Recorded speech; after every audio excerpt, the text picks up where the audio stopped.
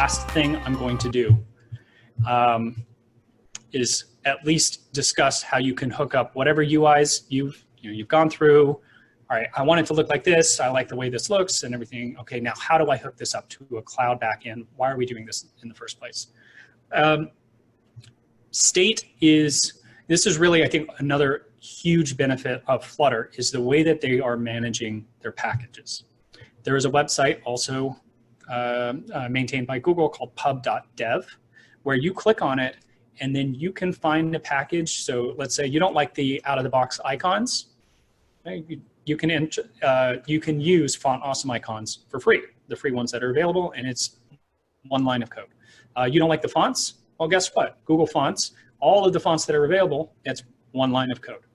You can really do a lot of customization on the app, and whenever you do that, just keep in mind that you want to know what the health of the package is and how they're maintained. But the ones that I'm showing you right now are going to be high yield if you're trying to set this up on the cloud. Okay, so Cloud Firestore, if you haven't seen Cloud Firestore, if you're not familiar with this, Firebase, the reason why, oops, go away. Okay, well, I guess that top of the screen is now gone. All right, there we go. The reason why, let me rephrase. The benefit of Firebase and Cloud Firestore is that you have offline and online functionality, and whenever you are connected back to the internet, it will sync whatever changes are there. Really, really good. Highly recommended. This is pub.dev, where you can find the various packages that are favorites of Flutter, and then you can just search for whatever you want. So if you looked at like Cloud Firestore as an example, it tells you what it is, and it will also tell you how to install it. Specifically in Firebase, and I have this linked over where you can do this step by step from a Hello World app all the way into a Cloud Firestore database that you can access. Some of this work that I'm showing you here comes directly from this code lab. It's worth your time. The very short version of this is that you want on your app to have it configured for iOS and have it configured for Android. And essentially you have to, in Firebase, set up the various things. You have to register the app, and then you have to download a file, one for Android, one for iOS. And then in Android, you have to make a couple of changes. In iOS, you have to make one change, and then you import the packages and you're done. Okay? I, just for the sake of time, have already registered the app to the package name that I created. So you notice where it says that bundle ID, why I had this as FireJune. That's why I did this. It's purely so I could do this without having to mess around with too many settings. And here in my dev folder is my Google services.json and Google service info.plist. And if you have this available on as an open source thing, you're going to want to make it so that it's ignored in Git, so that it's just not all the way out there for everybody. But I have step-by-step instructions on it, or at least some additional instructions there. Okay, so let's do iOS. It says open iOS runner.xc workspace.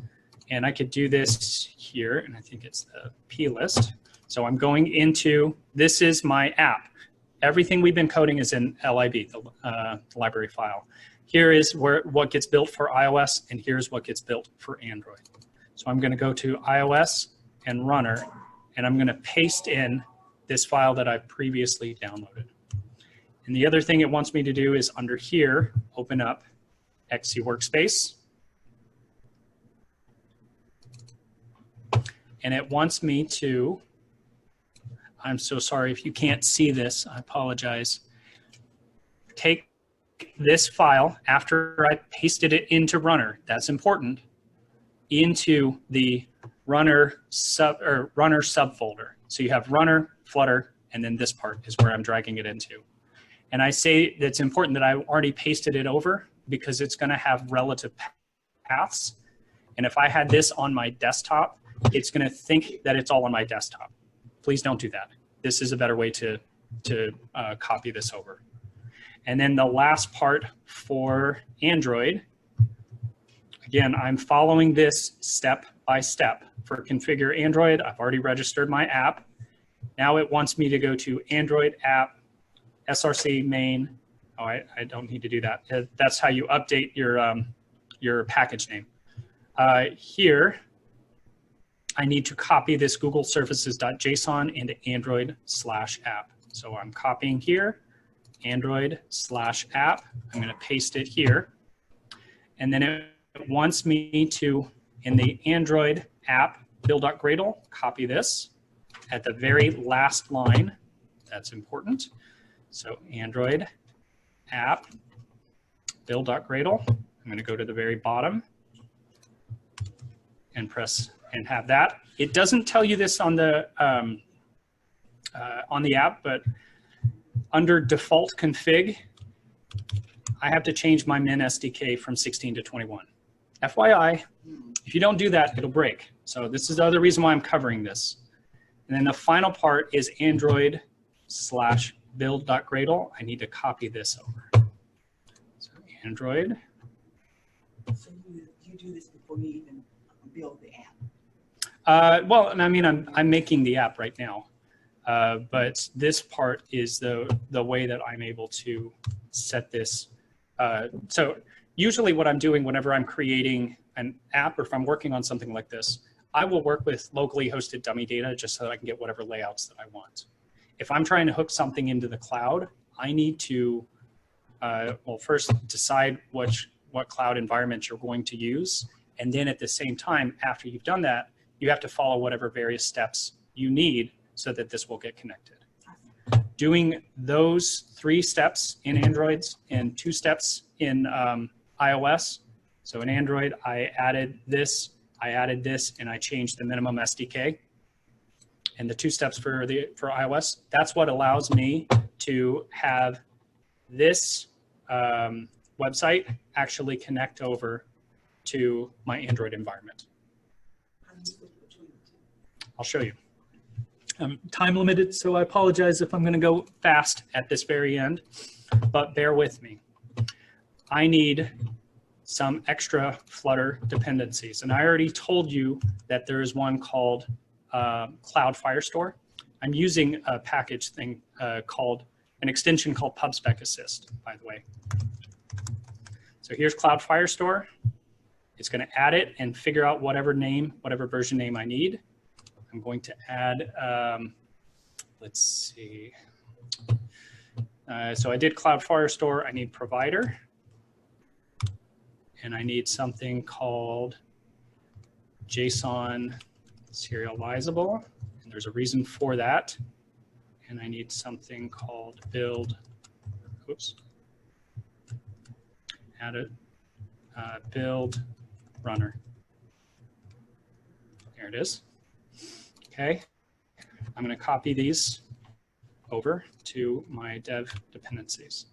So Cloud Firestore allows me to access the cloud data. Provider is what makes it so that in the entire app, I don't have to mess with anything. JSON Serializable is what allows me to work with my data model. And the final one is called build runner. And so these 2 allow it so that I don't have to manage JSON serialization and deserialization by hand, because that's a huge pain. And I will give you the website that you can read into this, because you really have to start with step 1, and then this is going to be your step 2. But if you do this, it will be much easier. I highly recommend, if you're doing a Cloud Firestore backend, use this with provider and JSON serializable and build runner. Okay. Now, with that in mind, here's the website. Let me see. Here it is. JSON and serialization. Serialization is how it's encoded compared to where you have it on the web.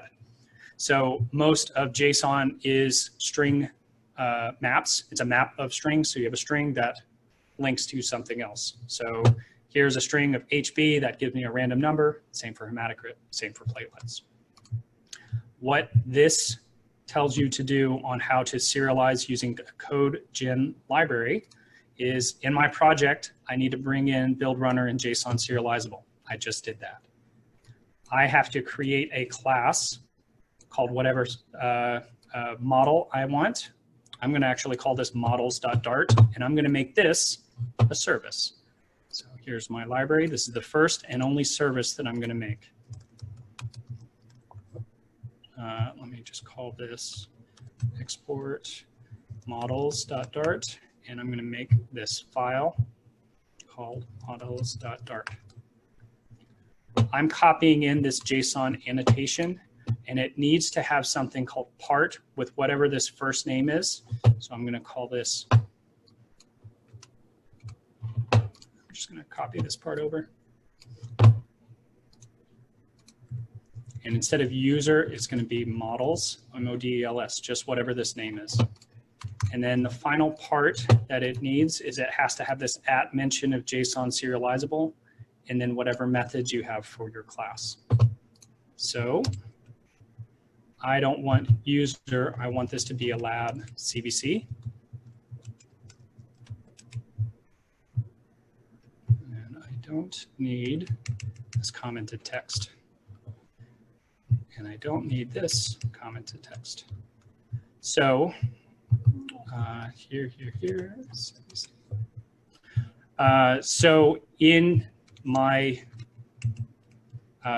in this model, in this data model, I want to just say whatever the various data types are here in my CBC. So if this is a number, it can either be an integer or a double. So for example, if I say, oh, actually, I already have this thing called lab CBC. I'm going to call this model CBC. On one of them, final double WBC. The other one is going to be hemoglobin, and then hematocrit, and then finally platelets. And I could,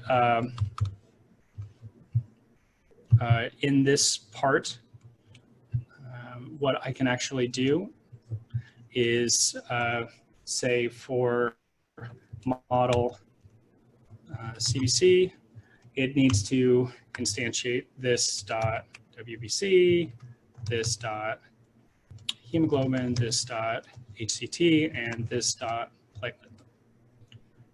Okay. There's a squiggle, there's an error, there's an error. This is, oh, let me show you right here. I'm telling you about all of this, and it's going to tell you that it's not working because you have to run this Flutter pub run build underscore runner in here. And so if I did that, what it will do is it will hook everything up, set up the model, and allow me to access the data without having to call them as strings. I don't want to have to call every single one of these things as a string. It really is not going to be helpful. And so I'm having you go through all of this, and I really strongly recommend going through Google's JSON and serialization in depth. Test this out, because if you have a data model with JSON serializable that is set up this way, and I decide that, hey, I want to add another field or I want to add something else, I can just run that command again, and it will redo all of the, I'll just use the word boilerplate code for my app. I want to see if I can do this very last bit, and if that works, then I'm going to be very happy. But we'll see if I can actually put in a string into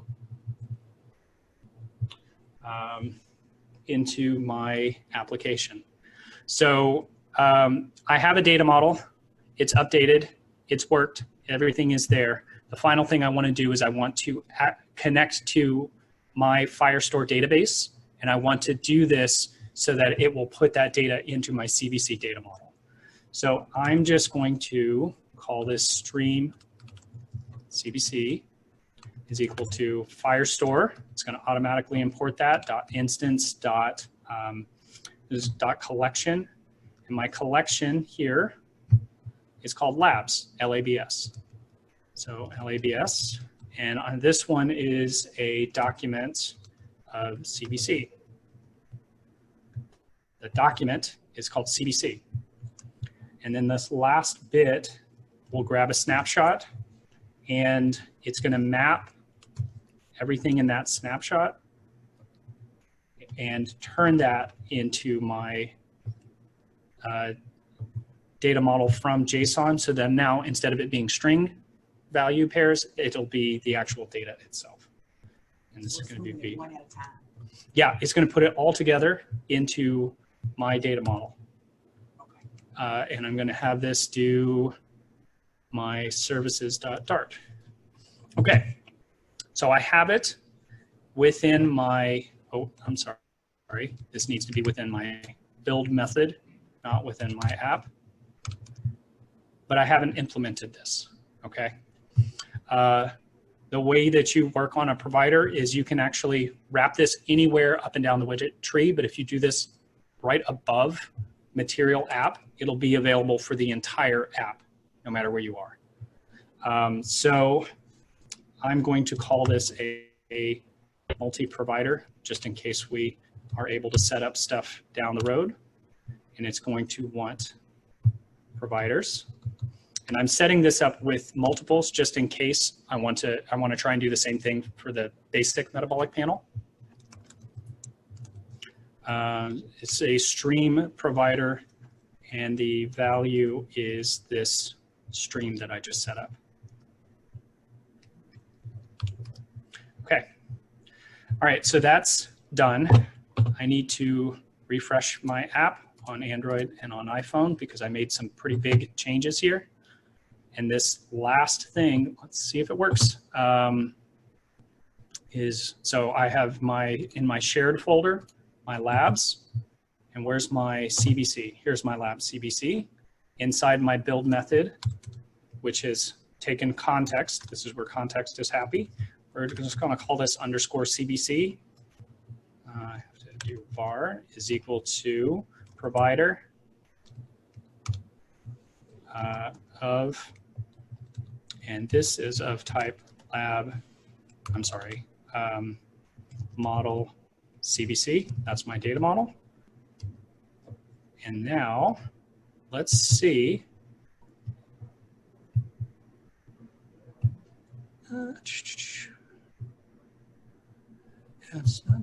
Let me actually close the whole app and then redo that.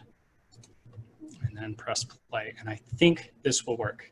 If this works for the one, great. If not, then I have the working code fully up on GitHub, and you can see where everything is connected. Why I'm doing all of this is right here where you have this text. What I can actually do once it runs, I hope it's going to run, is I can use something called string interpolation, where I can put in CBC and I just say .wbc, and it will show me, it will bring the data directly over from here. So let's see if it works. I think in this whole 2-hour session, I've restarted and recompiled the app, what, twice, 3 times? That's pretty cool as a whole. And I think in 2 hours from nothing to here is helpful. And if we get this cloud backend, then we'll see. My Android one worked. Okay. There it is. Looks like my iOS maybe didn't work, maybe it did. It's still trying to rebuild it. But yeah, _CBC dot hemoglobin. If I press that button, it has it. And if I make this change to my hemoglobin to, I don't know, I'm now very anemic. My hemoglobin is 6. You'll see that happen in real time. Excellent. So cool. Thank you. Questions? I know this was a lot, and I am trying to make it so each part was one that can build on the other. But what we've created here, you all are welcome to take and build from, especially the stuff that's up on GitHub. Thank you so much for watching. I know this was a lot to cover, but I wanted to make sure that you had as much stuff as possible in one spot so that you could get to a cloud-connected health app with as minimal effort as possible. As I mentioned earlier and throughout the video, the code is all available here in GitHub/FireJune/AI Health Demo. It's actually the fully connected app with all the various CBC and BMP parts that were connected, and explains what each of those labs means and provides the relevant links to each of the sections for Flutter 101, 102, and 103. Finally, if you were interested in how the app looked at the end of each section, you can click on one of the branches for 101 and 102 and see how that actually was. Again, I thank you for putting your time into watching this app. If you liked it, please comment, please subscribe, and I'll be happy to make more of them. Thank you. Stay safe.